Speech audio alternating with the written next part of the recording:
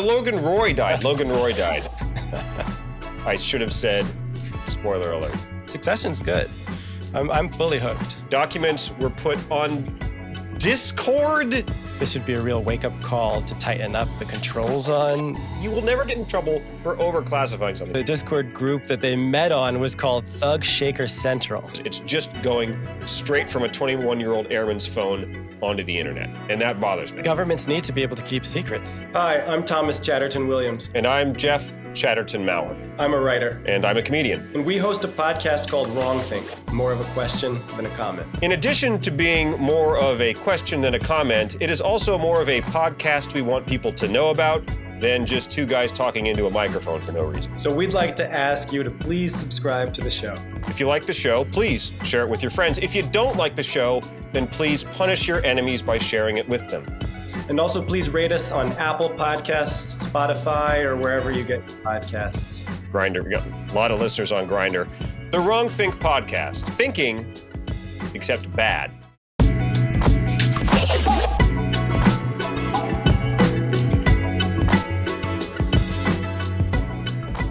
Thomas Chatterton Williams, is it okay if... I'm sorry, hang on 1 second. Woo! You're heroes! You're all heroes! Woo! We support you! Sorry about that. Hey, Thomas, you didn't stop cheering for the hospital shift workers during the shift change, did you? Was I not supposed to? No, you're not supposed to. They're heroes. Aren't you afraid of COVID? Did you seriously stop? Man, I just heard my father mention today that there's still like 1,300 people dying a week of COVID-19. That's crazy. Yes! That is crazy. That's why we need to cheer. Because I don't know if you have talked to hospital workers, but like extra money, they could take it or leave it. What they want to hear is they want to hear us cheer. Yeah, they want the applause. And that's why I'm still doing it every night. Good for you. Even with a small child. That's brave. That's brave of you. Yeah. And you know what? I don't just do it during the shift change. I do it every hour on the hour. Yeah, I see. And sometimes in between. Yeah. But okay. Apparently you don't care about America's heroes. I do. I do it in my own way. I do it in my own way. Oh, sure. That's just, I think maybe you have adopted the sort of French ennui, not caring about things. And clearly you are not supporting our heroes the way you need to. I care about my retirement. I don't judge you for it. Is what I'm saying. Don't worry. I'm going to get back in track. Your retirement at age 49 or whatever it is in France. Thomas, did you have a good 2 weeks? I apologize to our listeners, by the way. We were off last week. We just couldn't make our schedules correspond. Thomas had obligations on 2 continents. I had a night I promised to play Mario Kart with my nephews. So both of us are super busy. And we couldn't make it fit. Did you have a good 2 weeks though, Thomas? I did. I had it feels like less than 2 weeks has passed, but the news cycle doesn't stop, and it's a different country now than it was last time we spoke. I can't even remember what was the crisis du jour 2 weeks ago, to be honest. Teapot Dome. It was Teapot Dome 2 weeks ago. God, that was a long time ago. Long time ago. Yeah. No, I don't know. It's the same. We did Trump last time. It was the same fucking. And since then, we have had 2 weeks of lawyers on TV talking about whether the charges are any good or not, and we have not gotten any closer to an answer to that question, is my take on that. But Fox, in the interim, Fox News lost almost $800 million settling their case with Dominion. So, maybe that's a good sign that things are trending towards, if not justice, towards some form of accountability in some corner of the universe. Maybe that's a sign. I hope. I'm clinging to it. Yeah. Well, and also Rupert Murdoch died. So I'm sorry. No, Logan Roy died.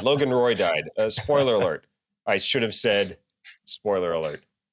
No, his TV world doppelganger died. That came out of nowhere too, by the way. I didn't expect that. That's like decent TV writing, because I thought for half of the show that that was some type of hoax and they were going to bring him back and he was playing his kids or something like that. But he really died. I was surprised. Yeah. That's like, I was too. Yeah. Yeah, partly because it had kind of, it seemed like he had like a superpower because the show started. With him almost dead, yeah. The instigating event was like, oh, he's losing it. These are his last moments. He's going downhill fast. And then he like walked it off, which I have never seen happen with dementia. 2 seasons walked it off. for years. He wasn't just like getting by. He was like fully back in the game. He was a player again. He got a new girlfriend, like had mad storylines happen. And then in the middle of, he just like goes out, sees his kids at a karaoke bar. And then like the next scene you catch him in, he's on the ground getting CPR, or not CPR, whatever it is when they're pumping your chest, trying to revive your heart. Yeah. It was crazy. That was surprising television. Yeah. No, I love it when shows do big things like happen in real life, like kill off a major character like that, because it keeps the stakes high, keeps you guessing. I honestly got a little bored with The Sopranos when I realized they simply can't kill off Tony Soprano. So any of his family, I never thought they'd kill any of his family, and they didn't. So any feint in that direction, just I wasn't buying it. Last show that had me like this was definitely Game of Thrones, where a major character could die at any moment. Yes, because they killed Ned Stark. Another spoiler, though. At this point, it's been a decade. At this point, it's on you if you didn't read the books. Ned Stark died, but that's right. But they did that in season 1. You're like, oh shit, anybody could die. The guy whose face is on the cover of the DVD is dead in like the 6th episode or 7th episode of season 1. Yeah, it was pretty impressive. I like that. Keep you on your toes. Yeah. Succession's good. I'm fully hooked. I have, for the record, on American Auto, I have argued for killing off all the characters. I wanted a total bloodbath, one by one, lose one every week, get down to 0, and then the season ends 6 episodes sooner than you thought it would because all the characters are dead. They don't take my ideas, man. They don't take my ideas. I wonder why. All right, why don't we get into it? Because we have got a lot to talk about today.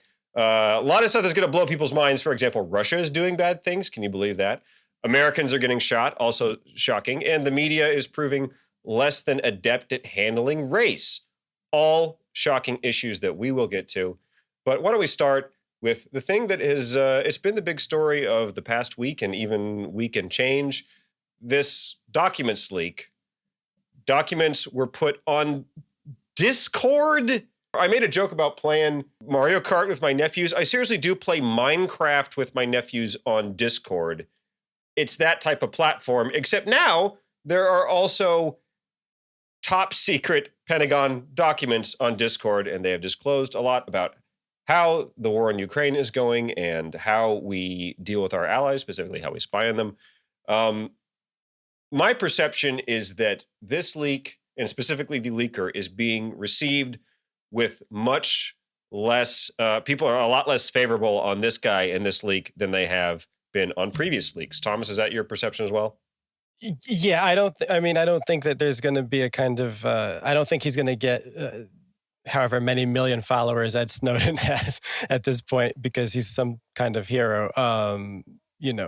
Jack Teixeira was described as being a relatively inexperienced military 21-year-old in the National Guard in Massachusetts, but yet he had access to highly classified intelligence through what the Washington Post describes as the Defense Department's computer network known as the Joint Worldwide Intelligence Communication System, which I think this should be a real wake-up call to tighten up the controls on. A relatively very unimportant member of the forces is touching documents that can actually create a rift between an important ally like South Korea and the United States of America. Something is really crazy. It's true.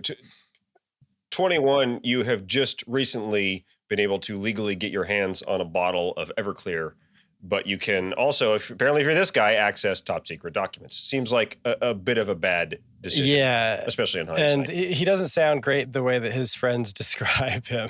The Washington doesn't sound like the Washington Post reporting was containing lots of nuggets. One friend from the Discord group where the documents were dumped described Teixeira as patriotic, a devout Catholic, and a libertarian with an interest in guns and doubts about America's future. This friend said that he met Mr. Teixeira before 2020 on a Discord server mainly focused on guns and libertarian politics, and bonded over their shared interest in Glock handguns and Catholicism. And I believe that the Discord group that they met on was called Thug Shaker Central. Thug Shaker Central was the name of the group, the name of the server. Thug Shaker Central. That Teixeira was known to shout anti-Semitic and racist slurs while pointing rifles in his avatar pictures. Did you say Dominican slurs? No, anti-Semitic and racist slurs. Anti-Semitic slurs. Okay, all right. I mean, I'm against both, but I would be more intrigued by an anti-Dominican slur because, like, wow, that is specific. The specificity would got a real specific form of racism. Latvians. Nobody gets that specific.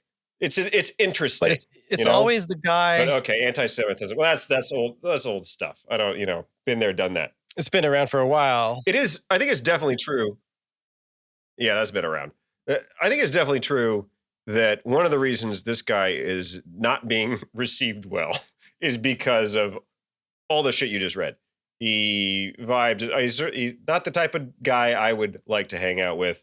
A lot of people on the left are going to, hear all the things you just said and think this is a bad dude. Anti-Semite, gun dude, hates Dominicans, and think this is not anything I can get behind. Whereas with previous leaks, it kind of depended on how you felt about the content and the person. I think we can surely agree that you should be able to separate your feeling about the leak and whether the leak is a good thing or a bad thing, whether it has a public service element or whether it's just national secrets being, thrown out there for everyone to see. You should be able to separate that from your feelings about the person. Your feelings about the person should not make any difference, right? Well, that's kind of Glenn Greenwald's take, it seems to me, on this, Oh, God, did I just have Glenn Greenwald's take? Well, I mean, Glenn's a guy, I've been friendly with over the past couple of years. His politics diverges from mine in many ways. I personally find something pretty incredible about the degree to which he sticks to a principle on this issue specifically. I haven't seen... Well, he's certainly got a dog in it. Yeah. Dog in this fight. I mean, I haven't really seen anyone else. If people don't remember, Glenn Greenwald was the guy that Edward Snowden leaked his stuff through. Yeah, and he became really, beloved on the left at the time for that. And he's kind of taken a turn where he's a bugaboo for the left these days and more comfortable on Tucker Carlson. Yeah. But still would consider himself on the left, though. And he would consider himself, very committed to the cause of the ability to blow whistles and to leak. And, I haven't seen other people really making this case, but Glenn tweeted just a couple hours ago that the Washington Post worked to expose the identity of the leaker, and then with him out of the way, arrested by the FBI, somehow assumed exclusive control of the Discord leaks and is doling them out in accordance with the CIA DHS agenda. And that's one of the most bizarre things I've seen, he tweets. And then, previously he was tweeting, corporate journalists went to the Pentagon today to angrily demand they find ways to clamp down on secrets and ensure that no more leaks can happen. One specifically demanded they monitor Discord. Congrats to the journalists for getting less transparency and more monitoring. And then, he also tweeted the following day after that when, what's the only thing more surreal and twisted than watching journalists become the leading advocates for more online censorship, watching them do the FBI's work to hunt down leakers, then march to the Pentagon to demand it do more to prevent future transparency and leaks. It's interesting because it is really the Washington Post that broke it, and then the New York Times that actually published Teixeira's identity before the authorities even had it. So Glenn seems pretty committed to a principle that, we should be having a conversation not about Teixeira at all, but about the state of disarray in Ukraine that some of the documents reveal, about some of the pressure the United States exerts on allies and the spying on allies, and larger issues, and we're getting caught up in whether this guy was stupid and trying to impress some potentially racist and certainly nerdy teenagers in really lamely monikered Discord groups. It's an interesting question. I mean, I'm of two minds about that. I don't really, I think that governments need to be able to keep secrets. I don't share the commitment to leaking at all costs that, a kind of extraordinary anti-government or government skeptical contingent has in this debate. I don't even feel in the previous leaking stories with Snowden or with Chelsea Manning, that the leaks were necessarily justified. Governments really do have national security interests, and that's not just some bullshit. Yeah. What you just said, governments have national security interests, and that's not just some bullshit. That's one thing I wish we had got on the John Oliver episodes about Edward Snowden that we did, which I was heavily involved in. It became kind of like one of the areas that, if a writer has written on something previously, they go back to that same writer. So it's one of the areas I got kind of caught up in. It was such a tricky issue for me because, all right, so first of all, I worked in government for 9 years. Everyone who worked in government, and I was at the EPA, so, I'm not handling state secrets on a daily basis or really ever once in 9 years. But everyone in government knows overclassification is a problem. I don't think I've ever met anyone who works in government or has worked in government and doesn't understand that, overclassification is a problem. I mean, think about the incentive. If you are handling classified documents and you have to declare something classified or not classified, well, if you declare it not classified and then it gets out and later somebody says, that should have been classified, you're in trouble. If you go the other direction, you'll never get in trouble. Right. You will never get in trouble for overclassifying something. So overclassification, legit problem. And by the way, this relates to some of the news stories that have been big in recent years, like Hillary Clinton's email server and, 4 of the documents that went through her email server were labeled top secret. And it was hard for people in government to say but there's secret and then there's secret, Same thing with some of these records that have been found at Joe Biden and Trump's and I think George W. Bush was the other one. There are levels of secret. There's that. But also, even though that is the case, I am also not comfortable with the idea that one person can just unilaterally decide to leak something. And I think we have not found an appropriate balance between access to information from the public and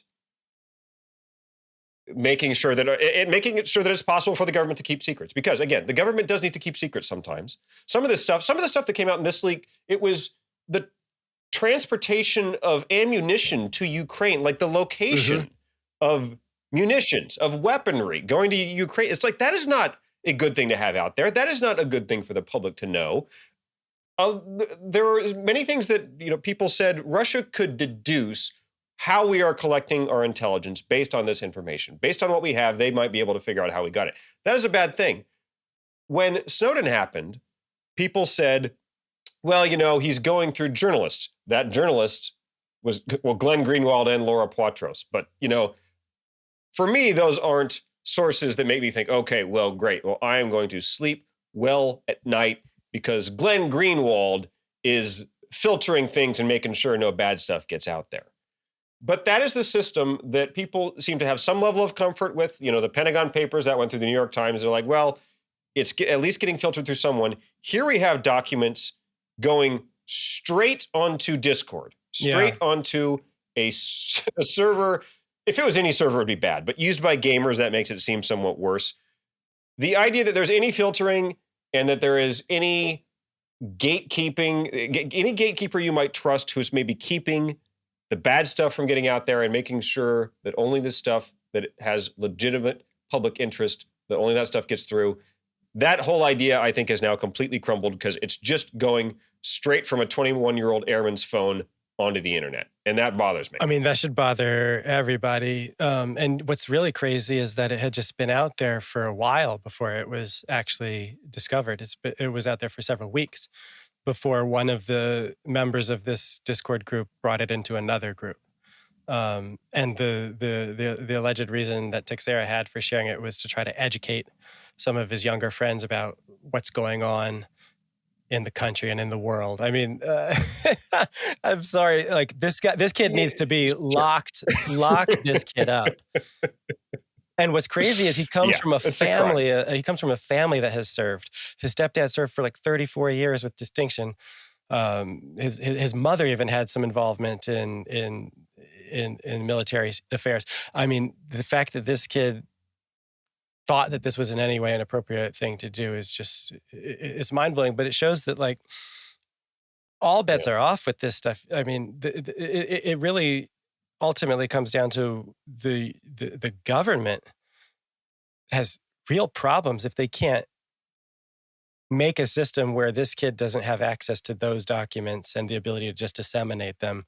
And then the government has to scramble to do damage control after he does. I mean, that makes me feel a little bit less confident about about the military. I'd feel okay with a system that gives 21-year-olds access to literally nothing whatsoever. I mean, the first question on the the interview when they try to determine whether you are a national security threat should maybe be, can you rent a car? Exactly. Legally. And if you can't because you're not 25, then you know what? You also can't access state secrets. 26 years old. What good is a 21-year-old going to do with it? Nothing. I was very lonely at last week tonight when I was like, I think maybe Snowden should face charges, and I was torn because there was some value, public interest value in what he leaked. You can't just unilaterally decide. But you can't do that. Can't be the system. And again, this argument got no purchase on the show when I was there, but that can't be the system where just somebody decides. Damn, that show was woke. No, it really was. But John went to Russia and interviewed Edward Snowden. It was it was all wow. We did a lot of stuff on it. Let me also say though, I don't want to be an absolutist about this. I think Glenn Greenwald seems to have represented one pole of, just everything should be out there. Yeah. Nothing should be secret. I also don't want to go to the other pole, which is it's fine if everything's secret. There is no public interest value. There certainly are cases that you want information to be out there. Leaks can be good things. The Pentagon Papers is kind of a classic example of this. And I think we need to start grappling with how do we strike that balance and recognize that balance presently is way, way, way, way off. Yeah, I think we're really out of whack with the kind of the vigilante leaker who thinks they're going to save the country or educate their small group of friends, as the case may be, and just takes it upon themselves and sees a different standard for themselves because they know what they're doing and they know what's right or wrong. I mean, it's utterly preposterous. I hope they make a real example out of this kid, and somebody's got to explain to me how that happened in the first place and how it's not going to happen again. Right. We have now perhaps experienced the worst possible motivation for leaking things to impress your friends on Discord. I think that ranks even below trying to impress some girl. It's got to be the silliest, in terms of a motivation. Reason for leaking in the history of leaks. I mean, it's really up there. Yep, agreed. Why don't we move on to a different thing involving Russia? Evan Gershkovich is a reporter for the Wall Street Journal. He is presently being held for espionage, on espionage charges in Russia. Suffice it to say, you know what, Thomas? I think he might be innocent. I think perhaps he is not guilty of espionage. I think, hear me out here, these might be trumped up charges by the Russian government because they want to use him as a bargaining chip. Am I insane? I think it's hard to even know if they want to use him as a bargaining chip or if they're just lashing out at somebody really unlucky. Evan, I haven't met him, but we have several friends in common, including my best friend is really quite close with Evan and has known him for years in Moscow.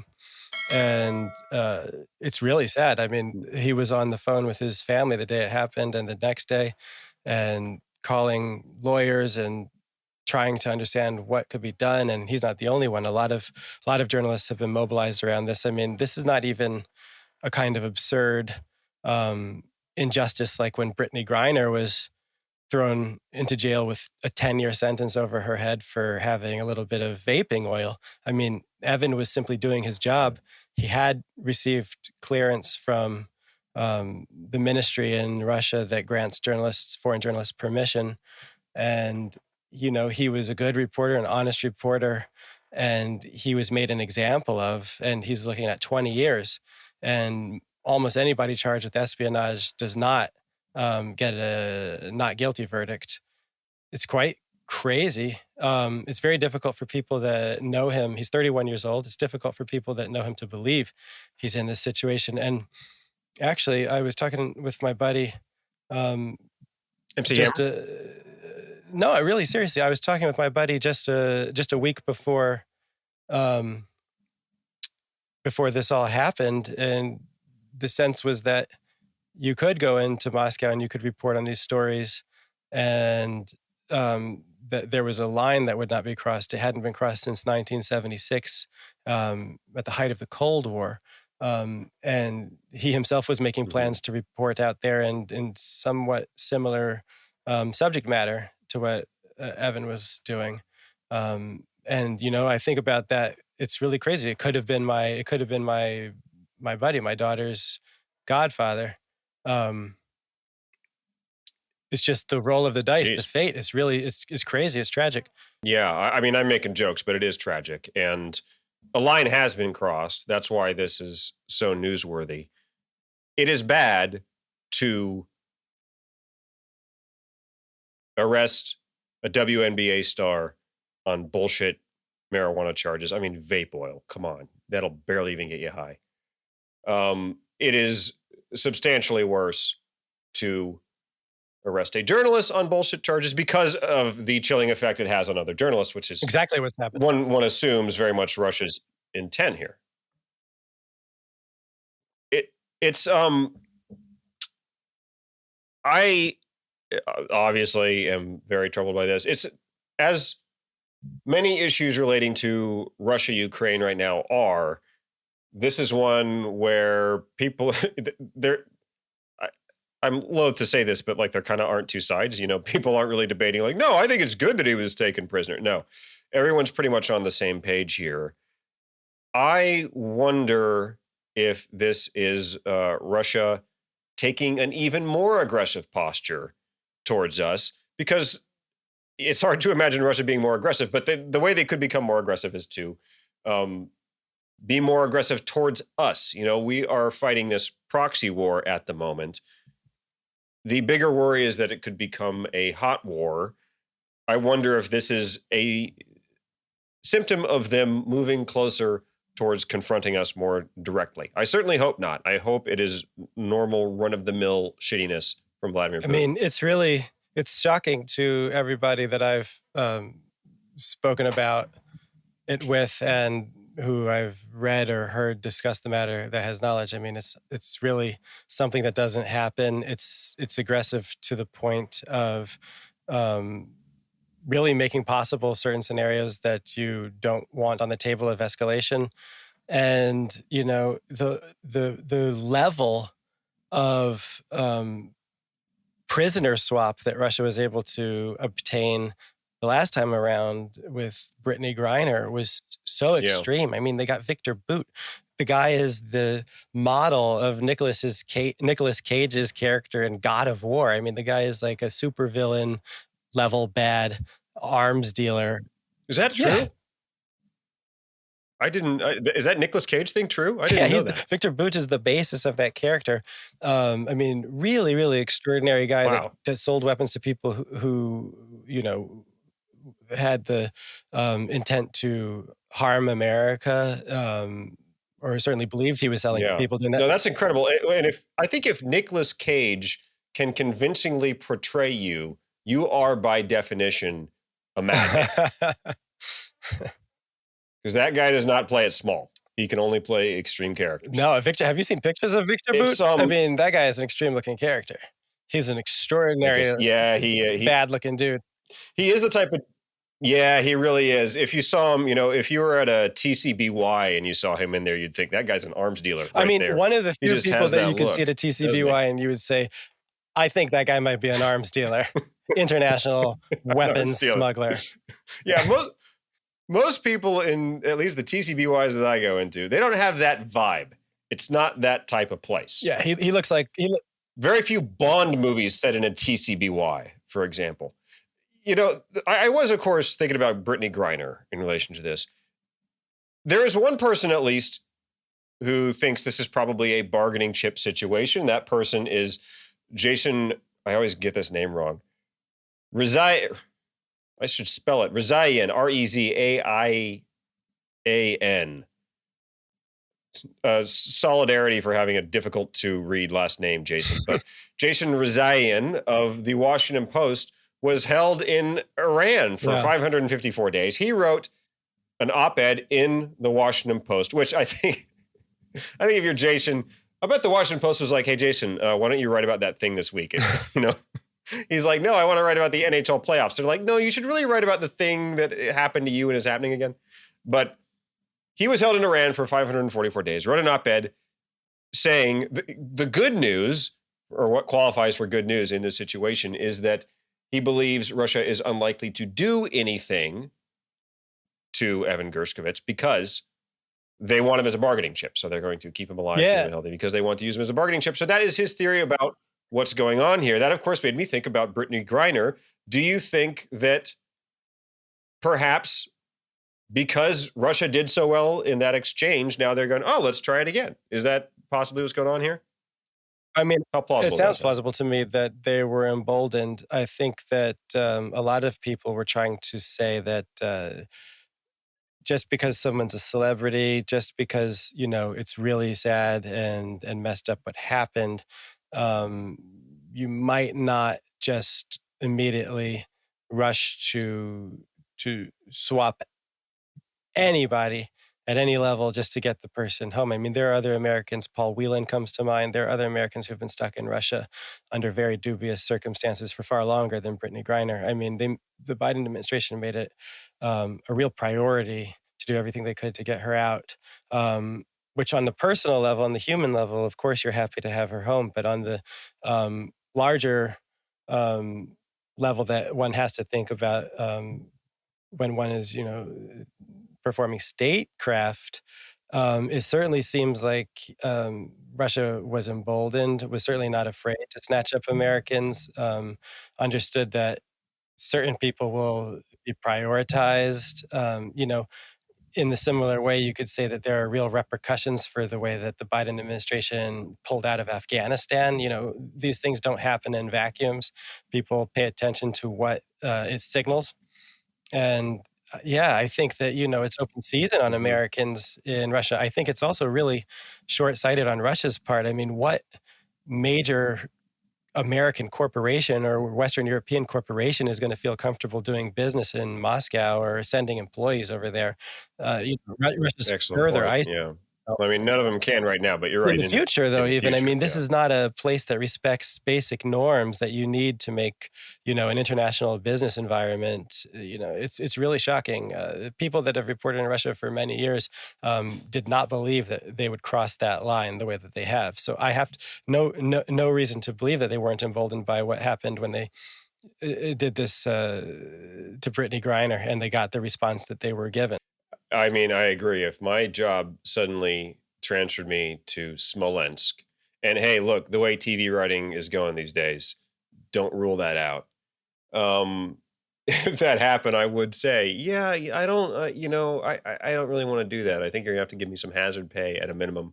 Yeah, it's a gigantic problem. Although I guess, if attracting American business was Vladimir Putin's top priority, he probably wouldn't have done any of the things that That's true. I mean, a lot of lines have been crossed. It is kind of, yeah, though you are also right that like, here's yet another one. There's probably no coming back for this, not in any of our lifetimes.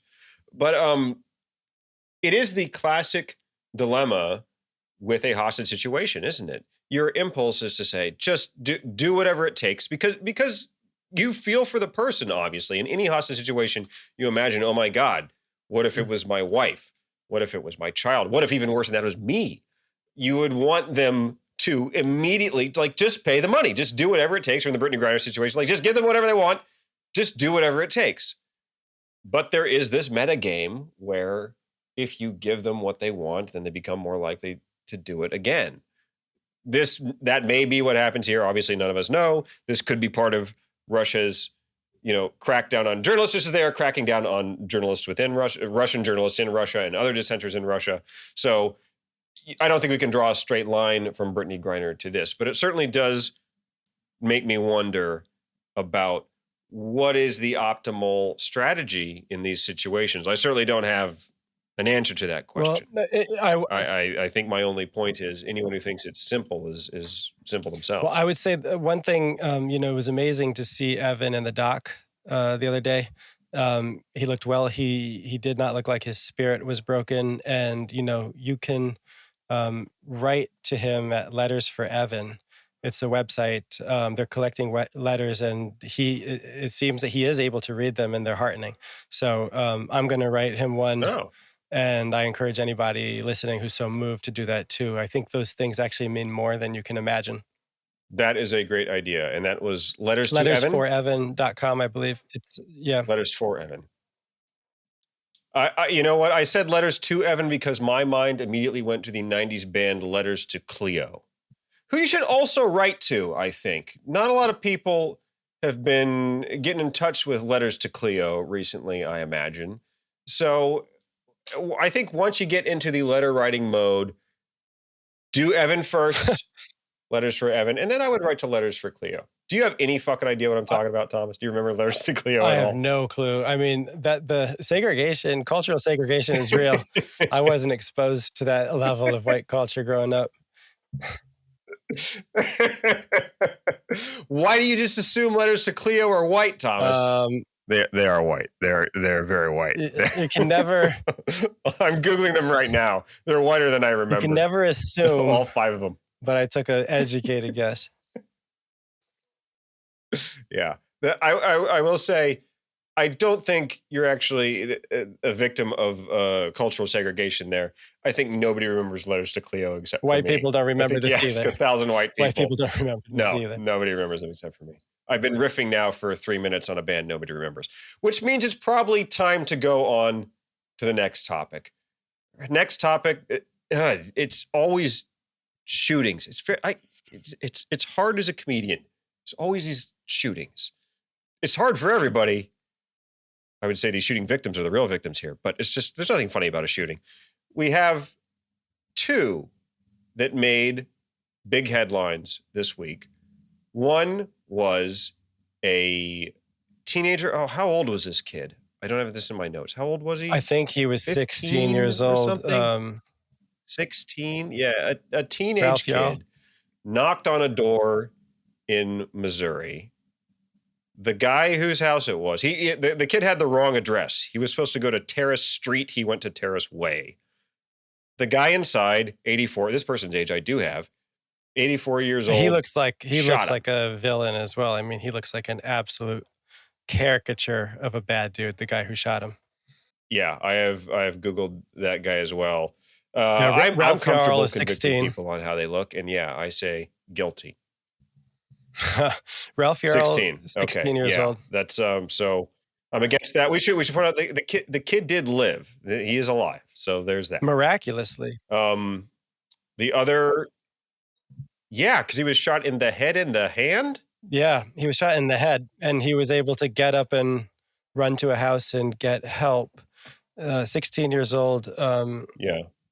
Well, I was going to say it's hard to understand what the solution is in a country where so many people have guns, and I think they're really hyped up off of, some of the things that have been on my mind a lot recently, like the way that Edge cases are played over and over again on Fox News and on the internet of home invasions and crime, and people are kind of programmed to fear so much that a black 16-year-old comes up to a guy's door and his first thought is that it's a home invasion, and he just blasts first without asking a question later. And then, the second shooting that gained attention, though not as much this week, was a 20-year-old girl called Kaylin Griffin, who was in the passenger seat while her boyfriend was driving upstate New York. They pull into a 65-year-old man named Kevin Monahan's driveway. And, he just comes out and he bucks 2 shots into the car and kills Kaylin without anybody ever having even stepped out of the car. Now, it's true that there were several cars. They were looking for a party and they were turned around, and there was a motorcycle. And he says that, he felt that, he was in danger. There was a motorcycle and 2 cars revving and coming in his lawn. And so he came out to defend himself. I mean, this is the level of fear, of isolation, of removal from any neighborly sensibility that we like to think used to exist, and just a shoot first, ask questions later mentality.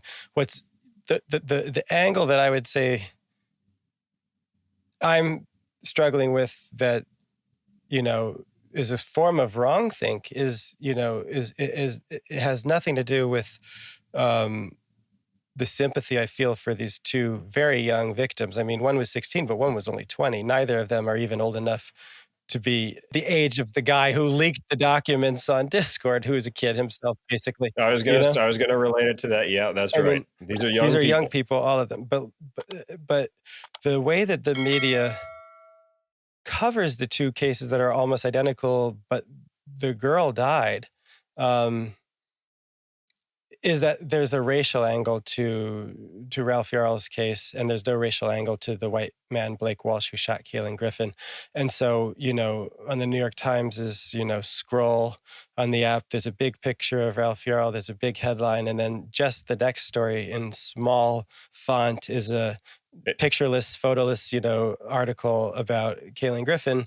And the coverage for Ralph Yarl has just been extraordinary, enormous. And, I don't think there's any good way to get shot on a stranger's front yard, let alone to be killed that way. But it does make me question our commitment to driving a racial narrative at all costs, and kind of needing to prioritize racial angles. I don't think that if you're shot, that you would be sitting on the ground and wondering if it were better or worse if there were a racial angle. I question why, for us to care about certain things, there must be a racial angle, or for it to be considered newsworthy, or why examining questions that are questions of atrocities, why the racial lens, why it is the most important thing that can happen. Why is it not just one thing among many?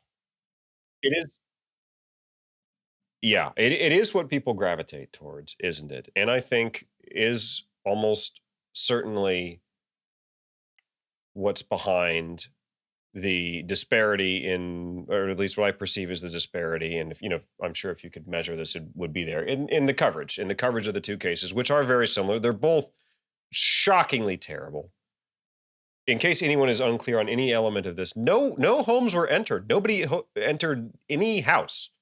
It was just people getting near a house and somebody inside freaking out and shooting, and in one case injuring, in one case killing a young person. Yeah, they're both shocking cases.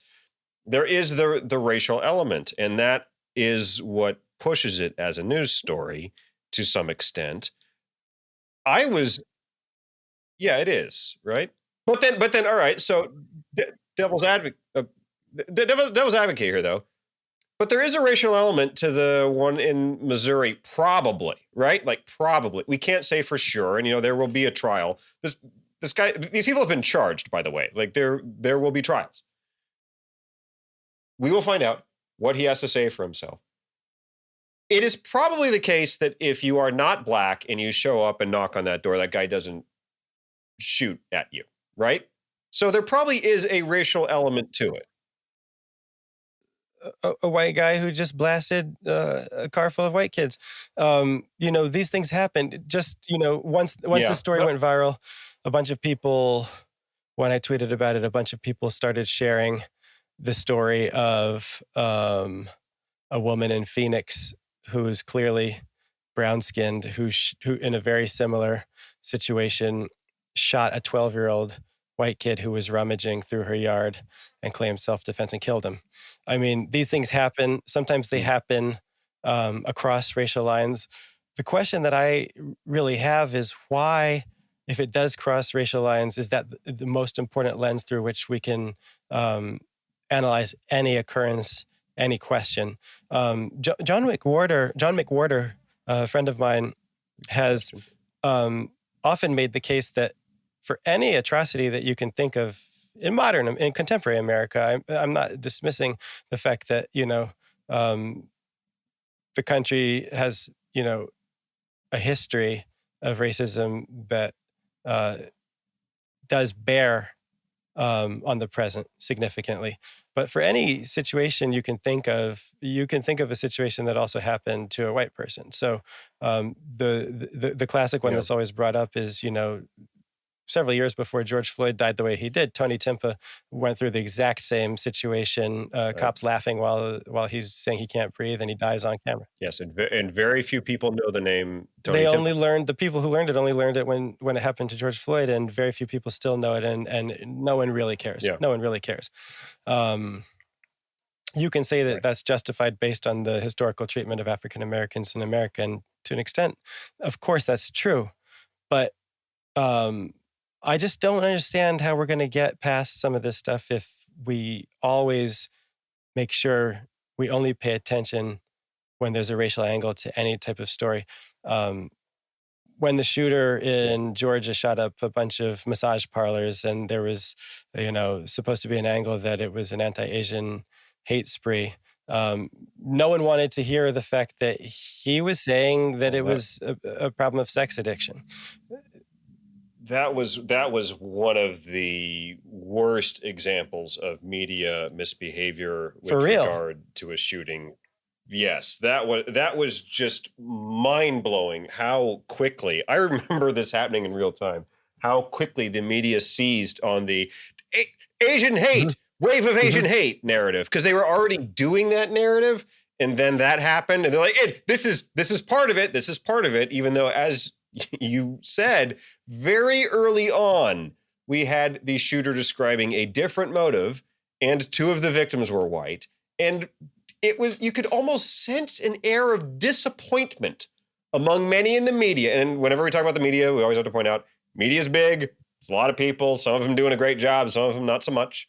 But a lot of people in the media really tried hard to make this is part of the wave of Asian hate narrative. And it was ridiculous, because let me say this. This is Wrongthink. So, we're trying to say what shouldn't be said. There's a very cynical answer to your question of why do people focus on race specifically, and maybe at the exclusion of all other things when these things happen. And the cynical answer is because they're trying to make hay out of it. They've got some narrative they want to push, right? That's what's going on. We all know this on some level, right? We do, but I don't think it's helping our democracy. I don't think it's helping all of the people that they see. I agree with you. There is an agenda. There are always framing things in a particular way, and if it doesn't fit the ready-made narrative, it isn't newsworthy. And no one's talking about, the latest atrocity that's trending that just happened in Chicago that no mainstream outlet will even report on, which is this couple that was mobbed and attacked by teenagers, and just I don't know this story. I mean, there's stuff happening every single day, and I can tell you, it breaks my heart. What was that story though? What was the Chicago story? The Chicago Police Department is launching an internal investigation after a couple that was attacked and robbed by a mob of people during last week's, quote, large group incident in the Loop, told media outlets that Chicago police officers drove right past them as the attack was in progress. A woman who witnessed the crime said a CPD unit literally drove around her as she tried to get them to help the victims. Ashley Knutson, 20, and her boyfriend, Devante DJ Johnson, 22, said they were looking for a place to eat after shopping in the Loop when they encountered a group of people on the sidewalk in the 100 block of North Wabash. Johnson lives in Chicagoland, and Knutson was visiting from South Carolina. We were trying to walk through the crowd, and I was holding his hand, and he was walking in front of me. Knutson said, first they shoved him, and then they ended up shoving me too. I said, DJ, I just got pushed, and he turned around and said, don't put your hands on her, Knutson said. And as soon as he said that, everything went crazy. They were kicking and punching me, and I just had to get to defense. Can't do much when there's 20 people on you. By the time it was over, the couple had been robbed of their phones, shoes, and wallets. While the couple was being attacked, Lenora Dennis stepped out of Macy's across the street and couldn't believe her eyes. The video is really crazy. It shows 20 people choking and just pummeling this little Jesus. Woman, this small, physically petite woman, Jesus, as well as her boyfriend. I mean, you can just every day, and I have to say that, it breaks my heart. And this is something that Glenn Lowry has said over and over again. And, it's hard to say, but had Ralph Yarl opened the door in Chicago, in any number of places, and the man who opened the door did not look like the white villain that shot him, had he been racialized as Black in the same way as Ralph Yarl is, had he been brown-skinned, I don't think we would be talking about it right now. I don't think we'd be reading about it. Probably true. Do you think that I'm correct that you are more likely to, getting shot is awfully extreme, but it is a version of people are more afraid of you if you're Black, especially if you're a Black man. So do you think I'm right that you are more likely to get shot in that situation, knocking on the wrong door, if you're Black? Because we agree that it obviously can happen to anybody, can happen, victim, perpetrator, any mix. You never know when you're going to encounter somebody whose thought process is non-existent. But I think you're more likely to get shot if you're Black because people see you as scary. Do you think that's true? It stands to a certain common sense, but numerically it happens very, very rarely. That is not how most Black people get shot, unfortunately, sadly. Or what am I saying? There's no good way for anybody to get shot. What is sad is that is not the way that most Black people get shot. They get shot, like all racial groups, by people intraracially, not interracially. The person on the planet most likely to shoot me by miles is my wife. That's right, actually. Someone close to you, by far. And that would be true even if you didn't know how annoying I am. And categorically, yes, somebody of your own race is most likely to shoot you. It does seem kind of fucked up, doesn't it? That it is almost like the shooting is not what people want to report on sometimes. It's the racial It's only the racial angle. And it's like, no, it's the shooting. It's the bullet entering your body. That's the problem, or at least the primary problem. And the fact that Americans are so trigger happy, so violent, and have so much access to such deadly weapons. The question I keep circling around is, why is racism, why do we frame stories in such a way that racism is perceived to be the worst thing that can happen to you? It is not the worst thing that can happen to you. Being shot in someone's driveway, whether they are of the same or a different race than you, is the worst thing that can happen to you, and dying from that. Being shot in drawn and quartered. Is no fun. Iron Maiden. There's lots of bad things. Crushed by a rock. Yeah, there's lots of bad things in social life, in our politics, in the human condition. I'm not convinced that the most important or the worst thing at all times is racism. It's bad. It's one of many bad things. It is bad. I don't think you're saying racism is cool and fine and we should all roll with it. That's not my interpretation of what you're saying. But it's very bizarre that it's become the God we worship. It's the only thing. It's for some people, it's all they want to talk about. For some people, it's the only way they see the world. I think a lot of what happened there is because racism has been such a gigantic problem in this country. I mean, think about like how difficult it would be in the 1950s, especially, in certain parts of the country in the 1950s, how difficult it would be to overstate the level of racism. That'd be real hard to do. If you were using the most extreme language you could think of, you were talking about it all the time, you would probably be accurately describing the amount of racism that was happening in that place at that time. And I think because of that, because it was so important for progress in this country to make that such a big bad thing, we are still we haven't kind of right-sized it yet. We're sort of not talking about it in the terms and the levels and the amounts that probably fit more appropriately. It's almost like we had stage 5 cancer. Is 5 the worst? Is it like hurricanes? I believe so. What's the I worst believe stage stage of 5 cancer? is the worst. Okay. Let's go with 5. Neither of us are a doctor, but whatever the worst stage of cancer is, it's like we had that stage of cancer, so we were getting the maximum chemo. And time went by and the chemo sort of worked. So we're no longer at stage 5. The appropriate level of chemo would be a lower dose at this point. That's the analogy I would draw. And we're kind of slow to realize. Yeah, that's a good analogy, actually. That's a very good analogy and way of thinking about it. Thank you. And one that also comes to mind is something, I've been thinking about this MIT physicist, Max Tegmark, who was on Lex Paulson recently. Really liked his discussion.